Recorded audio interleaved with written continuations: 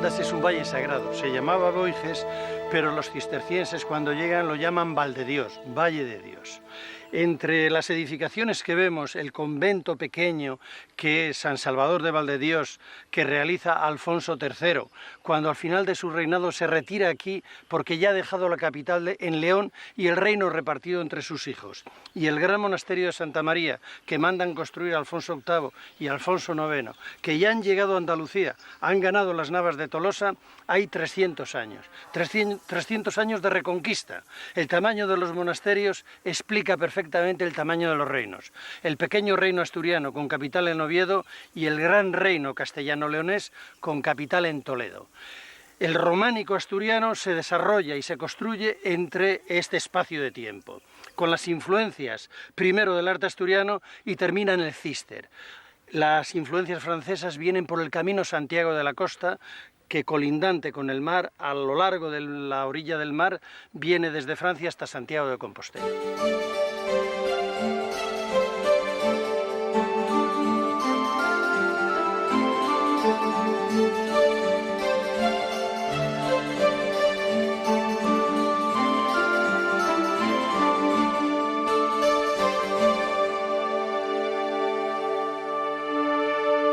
El traslado de la corte de Oviedo a León en el año 912 supuso para Asturias el inicio de una etapa de regresión, excepto cuando nobles o monarcas patrocinan las obras. Este es el caso de Bermudo II, que en el año 996 convierte en refugio de damas nobles el convento de San Juan Bautista y San Pelayo de Oviedo. Es el románico más temprano de Asturias, del que solo se conserva una pequeña estructura en el claustro, el Panteón de San Pelayo, conocido como el Claustrillo.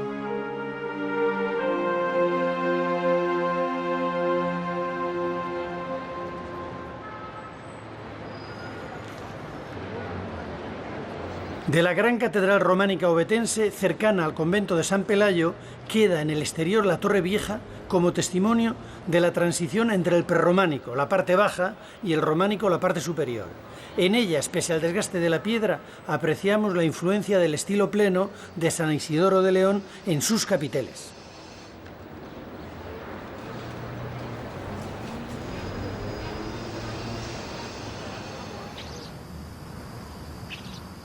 Los cristianos visigodos que se refugian en la montaña asturiana se encuentran con un paisaje agreste, pobre y con una serie de peligros. La presencia de animales salvajes, por ejemplo. Recordemos a Fabila y su oso. Para las gentes que vivían aquí, el animal, además de fuente de alimentación o vestimenta, está dentro de su círculo espiritual, cumpliendo una función mágica, de oráculo y de sacrificio. Un ecosistema mental que el cristianismo comparte para transformarlo poco a poco en un nuevo pensamiento evolucionado, dirigido por la Iglesia que está unificando el mundo espiritual europeo. El mito que convivía con la religión en estos primeros tiempos se refleja en sus obras, como miles de años antes ya se había hecho en las cuevas, incorporándolo a la piedra de los templos del primer románico.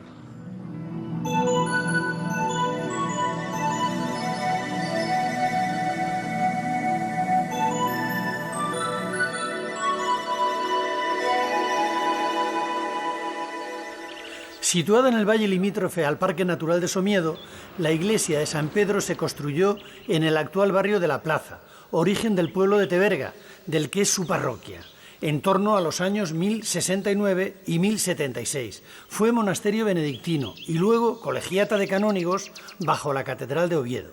La continuidad del prerrománico en su arquitectura, como el ábside cuadrado, convive con elementos que ya son plenamente románicos, como los canecillos y el ajedrezado de la cornisa. Esto va a ser una constante en el siglo XI, y no solo en Asturias. El admirable interior de San Pedro, con sus 3 altas naves abovedadas en la línea del gran prerrománico asturiano, y los temas de su decoración, son un modelo único de tradición local y evolución hacia el primer románico en Asturias. Algunos capiteles recuerdan a los de la cripta navarra de Leire, y otros muestran extrañas figuras humanas con animales que sugieren la pervivencia de arcaicas prácticas mágicas.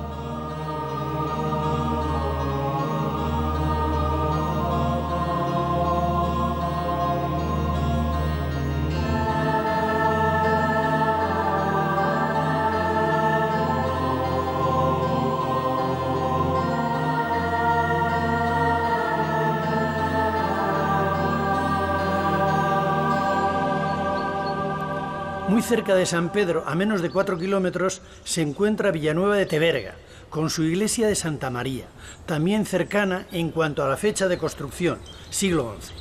Su exterior está muy modificado, pero su interior revela, con sus 3 naves de estructura basilical con pilares cruciformes, la herencia del prerrománico asturiano. Puede que por haber sido monasterio, sus capiteles estén tan decorados, raro en esa zona, con escenas bíblicas, sirenas barbudas, dragones, etc.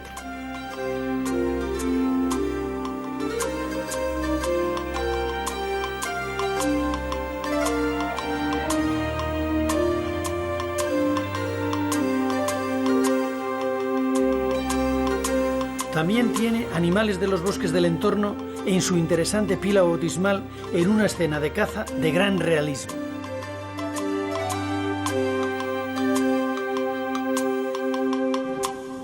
De nuevo, el legado prerrománico asturiano se muestra en el ábside cuadrado de la iglesia de San Salvador de Fuentes, cerca de Villaviciosa, que al igual que en San Pedro de Teverga, se fusiona con el románico internacional de los siglos XI y XII.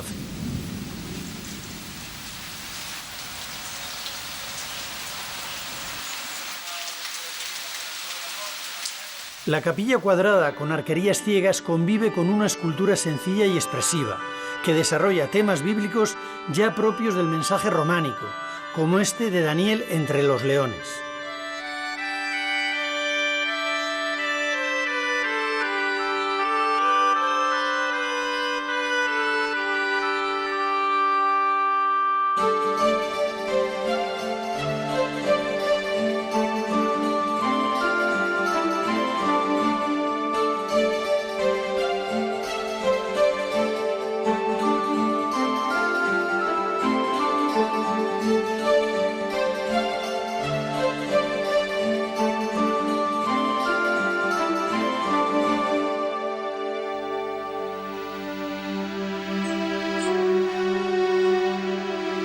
De principios del siglo XIII, San Juan de Amandi, a escasos 2 kilómetros de Villaviciosa, es una de las iglesias más importantes del románico asturiano y un ejemplo de cómo lo rural, con menos medios, expresa la corriente internacional.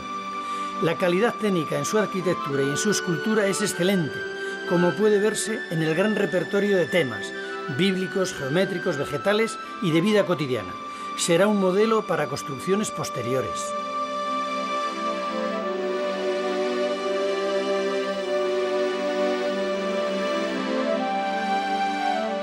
De los arquitos, a mí siempre me recuerda mucho un poco quizá lo bizantino, no lo sé. Bueno, es un recurso que existía ya en la antigüedad, sí, y hereda Bizancio y hereda también el mundo occidental. Sí. Entonces sí, es un recurso ya muy antiguo. En el fondo es tan antiguo como las acanaladuras de Babilonia. Claro. El gran claro. muro con claro. las acanaladuras introducen. Claro.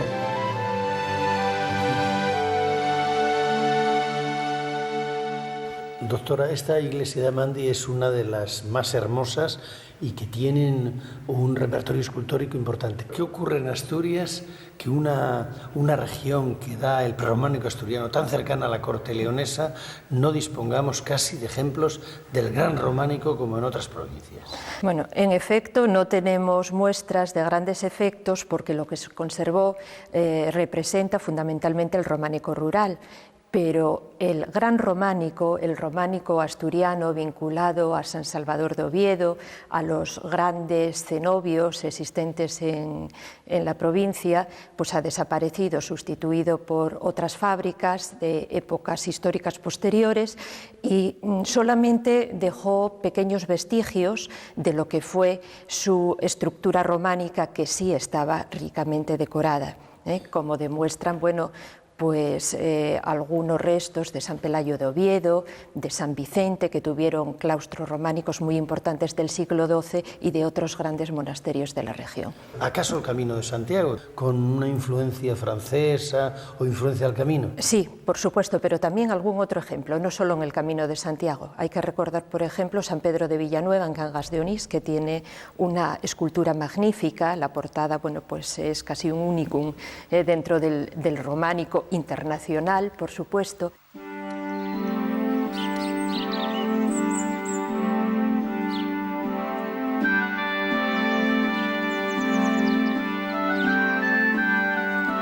En un recodo del río Sella, a unos 3 kilómetros de la histórica Cangas de Onís, se encuentra el monasterio benedictino de San Pedro de Villanueva, hoy en su última reconversión, parador nacional. Comenzado en el siglo XII y terminado en el XIII, fue a su vez construido sobre un templo anterior de Alfonso I en el siglo VIII y tiene el mejor programa iconográfico, junto a San Juan de Amandi, del románico asturiano, especialmente los magníficos capiteles de la portada, con una escena de despedida de caballero de una altísima calidad técnica.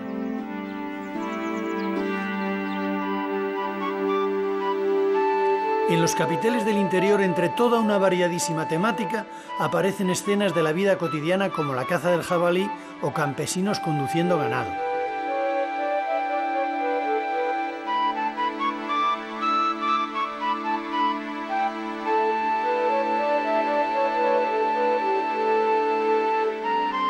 Del claustro solo queda esta arquería que comunica con las dependencias del parador.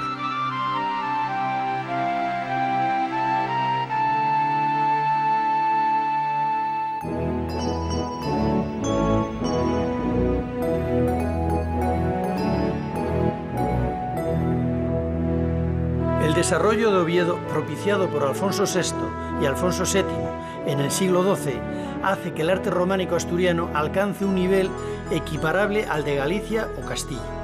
La influencia francesa de los monjes benedictinos y el centro de peregrinación que se crea en torno al importante conjunto de reliquias de la Cámara Santa propician una de las obras cumbres de la escultura del románico español en su capilla de San Miguel.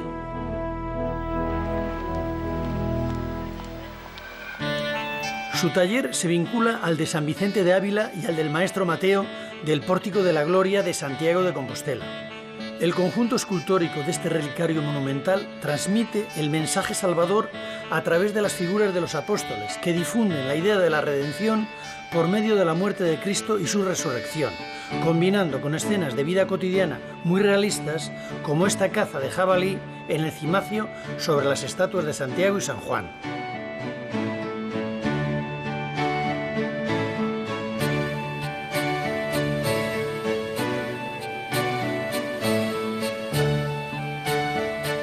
La solución de la estatua columna en la Cámara Santa es pionera en el románico hispano y demuestra el buen conocimiento del autor del románico contemporáneo francés, como el Pórtico Real de Chartres o la Catedral de Charlieu, entre otras.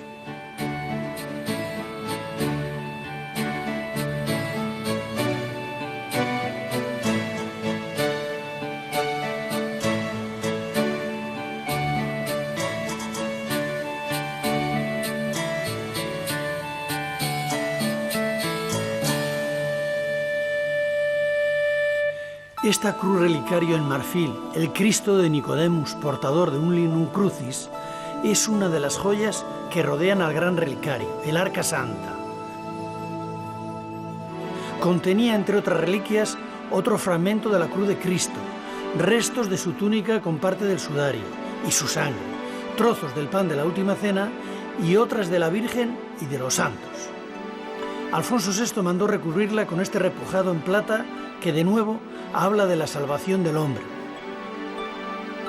Una vez veneradas estas reliquias, los peregrinos salen de Oviedo camino de Santiago y al paso por Cornellana, junto al río Narcea, se encontraban con una fundación de acogida creada por la infanta Cristina en el año 1024.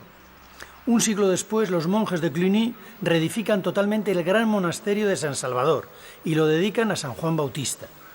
En la puerta románica de la Huerta, el mundo mítico popular reinterpreta esta figura y la convierte en un oso que milagrosamente protegió a una niña perdida en el bosque.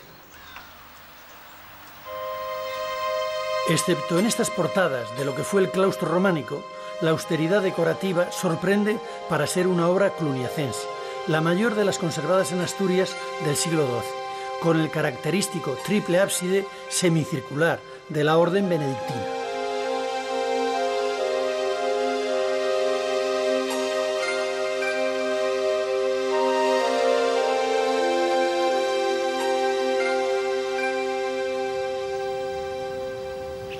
Quizás fueran los monjes franceses en los siglos XII y XIII quienes perfeccionaron una bebida que ya era conocida en estas tierras, la sidra.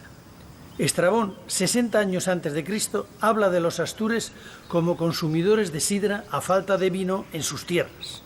Lo que sí parece más cierto es que fueron los árabes los que introdujeron diferentes tipos de manzanos y que alguien cercano a ellos los trajo a Asturias. Este sería el origen, sin pretensiones científicas ni de memoria histórica, de esta bebida de la que se dice que con su consumo los efectos cognitivos mejoran.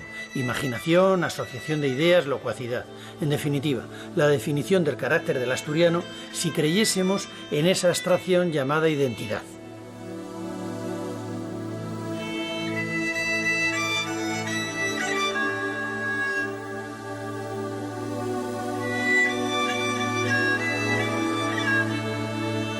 Y es en el mundo rural donde a finales del siglo XII y comienzos del XIII se van a desarrollar unas construcciones que definirán al románico asturiano por el hecho de ser el que mejor se ha conservado. Pequeños templos de apariencia sencilla, como este de San Juan de Aramil, que se adecúan al paisaje como ocurría con el prerrománico. Situados generalmente en los caminos de peregrinación hacia Oviedo y Santiago, reflejan en sus detalles las influencias exteriores que traen consigo nuevas formas decorativas, como estas cabezas de pico de tradición normanda.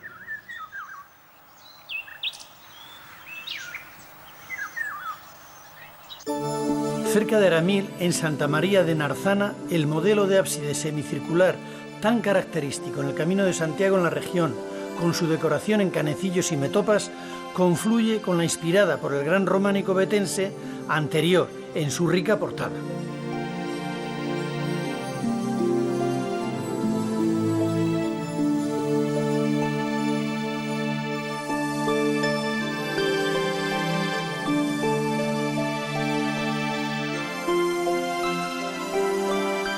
En el interior de nave única sigue lógicamente el esquema de casi todas estas iglesias, mostrando una sencilla y expresiva escultura.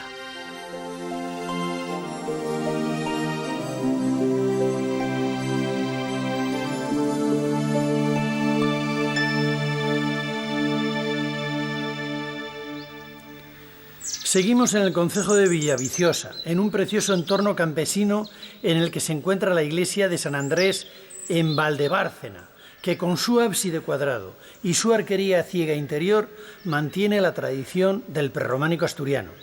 Consagrada por el obispo Rodrigo en 1189, la profusión de relieves y su tipología hacen de ella un puente entre las primeras muestras románicas y las más evolucionadas.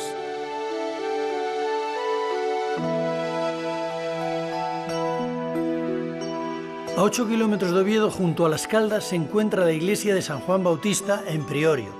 Posee el único tímpano románico decorado de Asturias, con Cristo bendiciendo.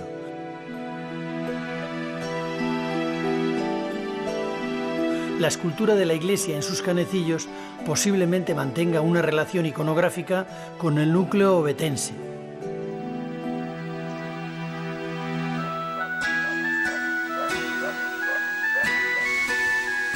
En la iglesia de San Esteban de Sograndio, que pertenece al municipio de Oviedo, de nuevo se ve en su portada la influencia normanda del Camino de Santiago en su decoración de zigzag.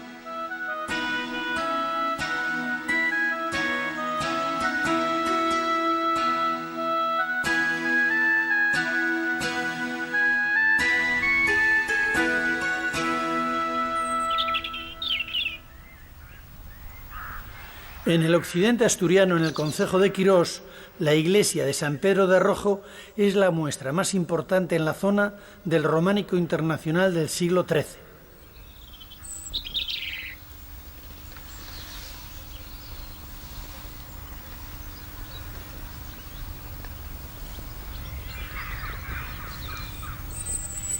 El peso de la obra y el paso del tiempo están inclinando hacia afuera su ábside. Sin embargo, en el interior del templo, este desplome apenas es perceptible, pues la nave fue restaurada a mediados del siglo XX. En la localidad minera de Ciaño, en el Valle del Nalón, y a escasos metros del castillete del Pozo María Luisa, en plena ruta del Camino de Santiago hacia el puerto de Tarna, la iglesia de San Esteban argumenta su advocación en este capitel de su portada con la expresiva lapidación del santo.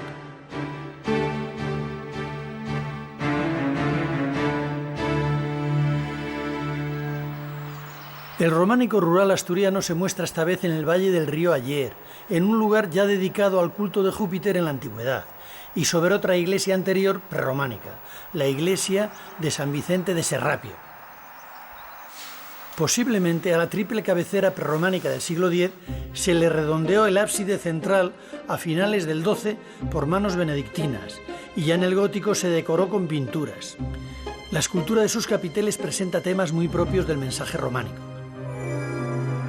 Sansón rompiéndole la quijada a un león, la lucha del bien contra el mal, y la sirena de doble cola de posibles simbolismos lujuriosos.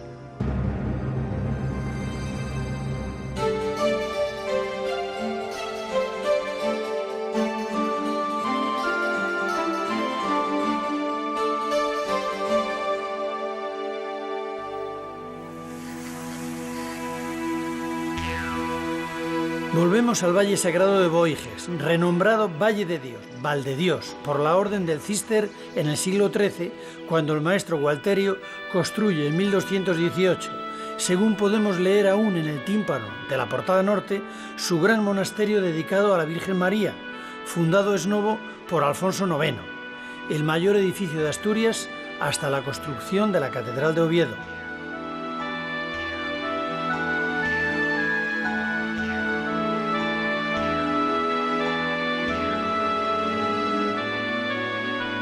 A pesar de la fecha, el maestro Gualterio mantiene el esquema benedictino de los tres ábsides escalonados, aunque siguiendo la austeridad cisterciense, sustituye la torre campanario por la sobria espadaña.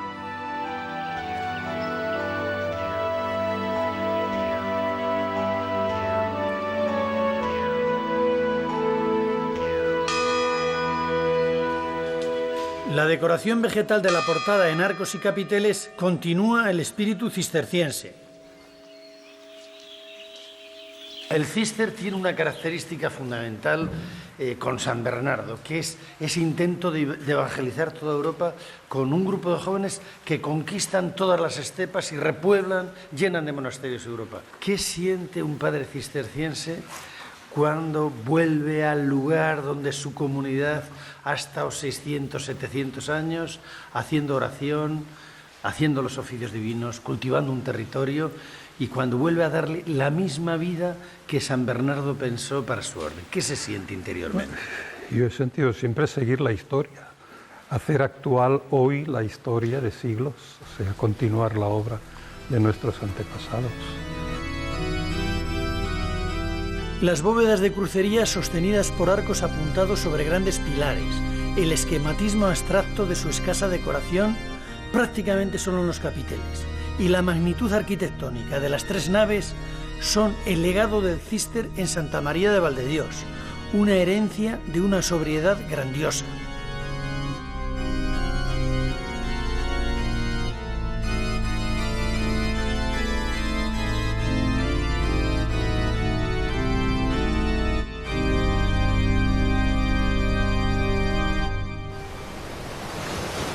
El aislamiento geográfico, con sus montañas y profundos valles que llegan hasta el mismo mar, y la escasa población en la Asturias medieval, parecen condiciones que se ajustaban muy adecuadamente a los preceptos de las fundaciones monásticas cistercienses, cuando aconsejaban no levantarse en ciudades, castillos o aldeas, sino en lugares apartados del movimiento de los hombres. Sin embargo, la orden apenas fundó 4 monasterios en la región, aunque sí influyó en alguna reconstrucción del último románico levantado en Asturias.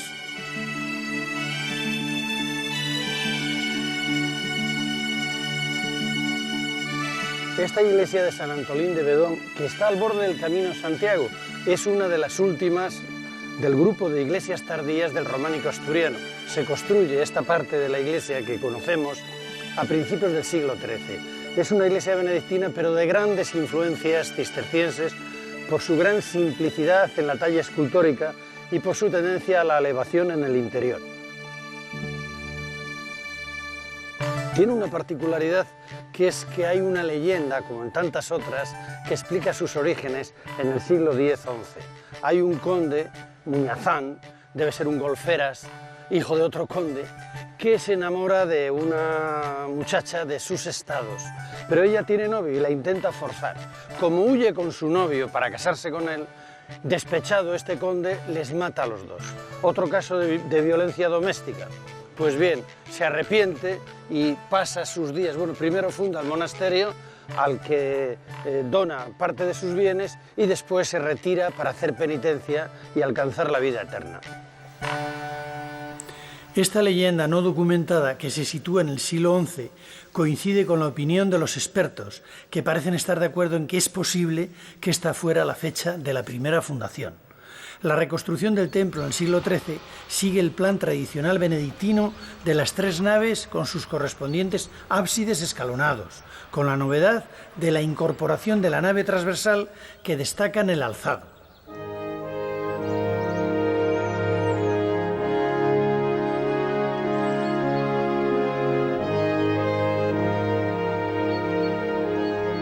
La iglesia del desaparecido monasterio de San Antolín de Bedón es un magnífico ejemplo del románico asturiano, y hay una benemérita asociación de amigos de este monasterio que está luchando para darle el mejor uso posible y proteger su entorno.